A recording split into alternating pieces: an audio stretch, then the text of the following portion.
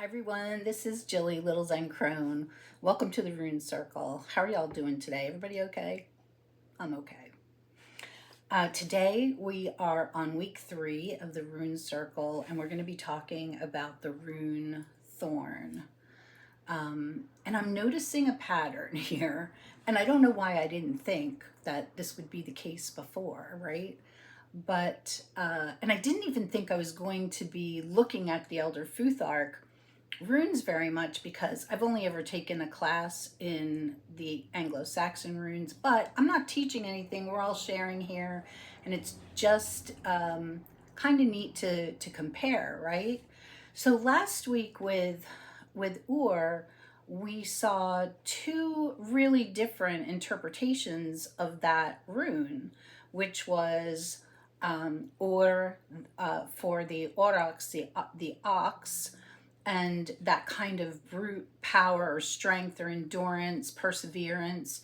And then in the Elder Futhark, the more Norwegian runes, the meaning had to do with drizzle and bad weather. But like, why wouldn't we think? I mean, maybe you all do. It was just me, but why wouldn't I think that these will, they came from two different cultures, two different peoples, it's two different languages that we're talking about. So in divination, I wonder how this differs, especially if you learn both the Elder Futhark and the Anglo-Saxon runes. How do you interpret them? I think for me, it's, and maybe this is also because I learned tarot first, and I tend to interpret tarot by, unless I'm doing a one card reading, by the cards around it. So a meaning can change a little bit for me, depending upon what's going on around it or what's going on in the circumstances. And I can't think of a card right off the top of my head, but it doesn't matter. I think anybody who reads tarot will know what I mean. But I wonder if it's the same for you when you're practicing with runes. So let's talk a little bit about Thorn. So today, or yesterday, I was, getting my notes together and everything, and I realized that here again we have, two different, vastly different interpretations. And honestly, one of them, the Elder Futhark meaning still, I mean, the meaning makes sense, but it doesn't, the meaning that I have doesn't match the poem. So if any of you out there know about Elder Futhark runes, please comment and let me know, let me know what your interpretation of the rune Thorn is. Because in the Anglo-Saxon runes, Thorn is about protection.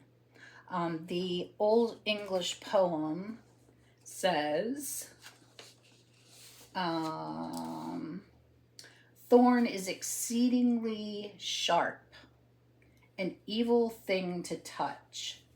It's about pain and sharpness and severity. In the Norwegian, in the Elder Futhark, the Elder Futhark rune is correlated to giants. And so in that way, like the strength of giants, maybe, the disruption of giants. But the poem says, oh, and the word that is associated with the rune Thorn in the Elder Futhark is P-U-R-S, purs.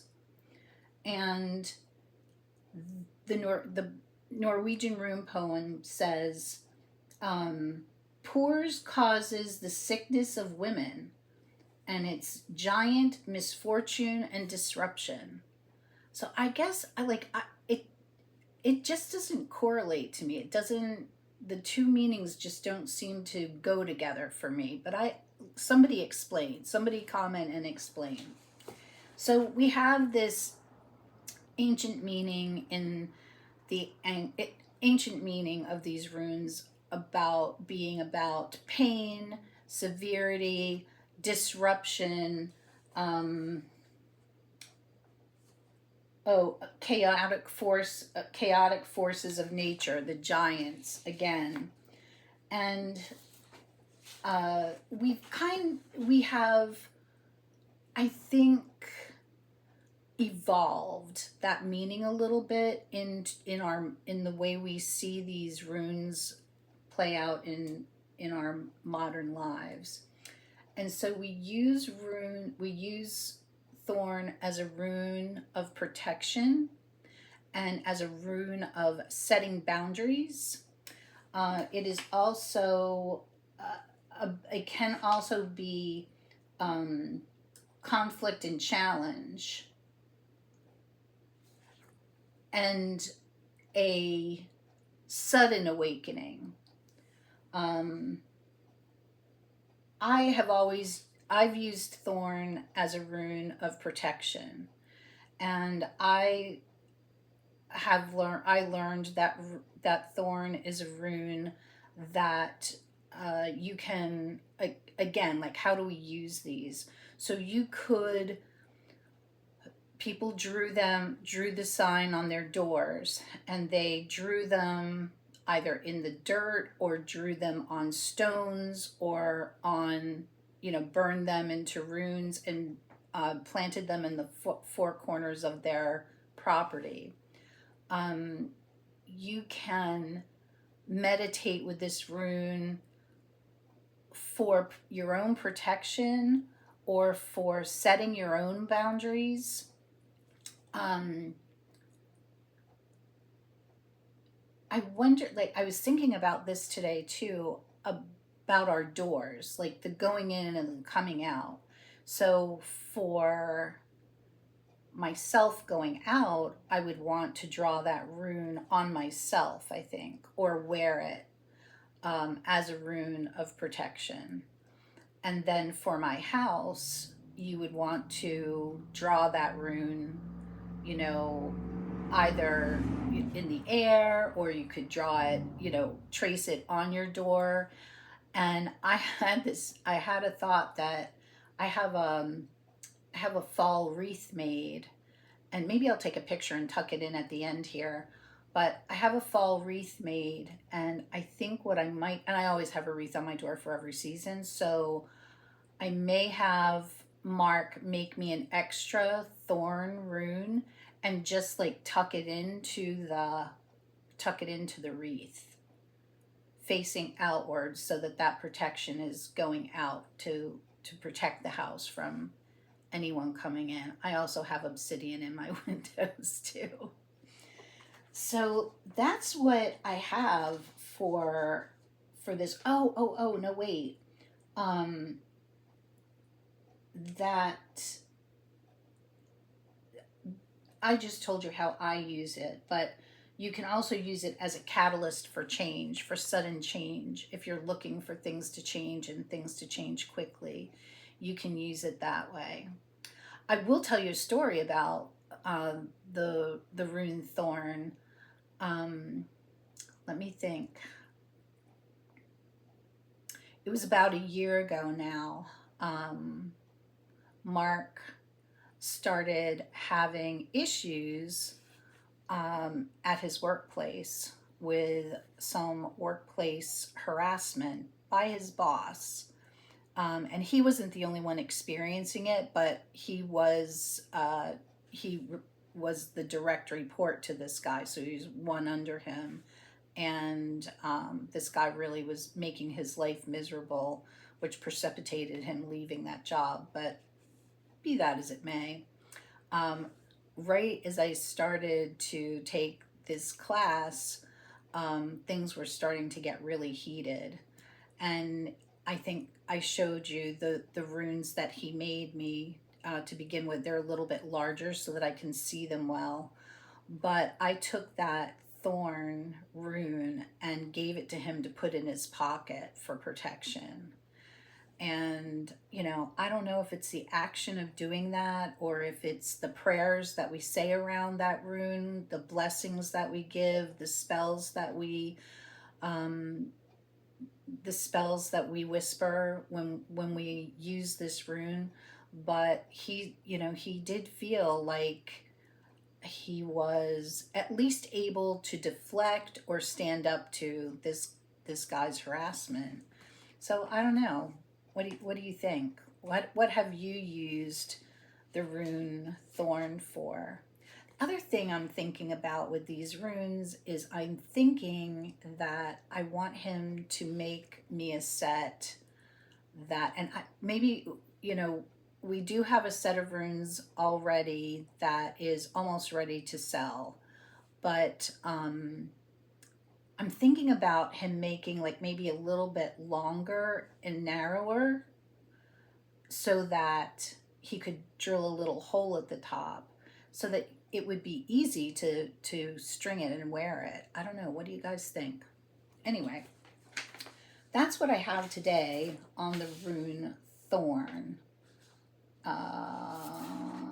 Oh, no, I don't. Gosh, I got to get my head together here because I'm really glad that I have my notes with me because I also looked at associations. Now, the Nigel Pennick book that I talked about last time too, it's called Runic Lore and Legend, and it is all about the Anglo-Saxon runes, or the Northumbrian or Anglo-Saxon runes. He always associates a plant and an herb, but I wanted to look things up like elements and animals. So the plants the plants in the Nigel Pennick book are the hawthorn, very thorny.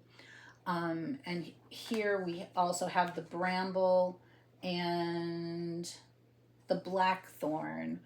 Now, I don't know if the blackthorn is the same as the blackberry, but man, we had a blackberry bush that we had to dig out because my hands were getting ripped up. Even our raspberry bush has thorns. So, like, and honestly, we have planted that and it's kind of becoming a hedge between us and our neighbors. Now, we don't have any problems with our neighbors, but you know, it's a great protection anyway. Um, and then think about thorny animals. So think about animals like hedgehogs and porcupines. Anything else here? Porcupines. Anything with stingers, bees, you know? And then the element that they associate, that I found associated with the rune Thorn, is fire. I guess because of that sudden, you know, it's sudden and it burns, it stings. But I wonder about air too, because you would see, because of that disruption factor. So I wonder about the, you know, it being associated with air. I don't know. So that is really all I have for this week. I'll see if I can tuck a picture of the wreath with the rune Thorn in it. And yeah, I'll see you next week. Take care, everyone. Bye-bye.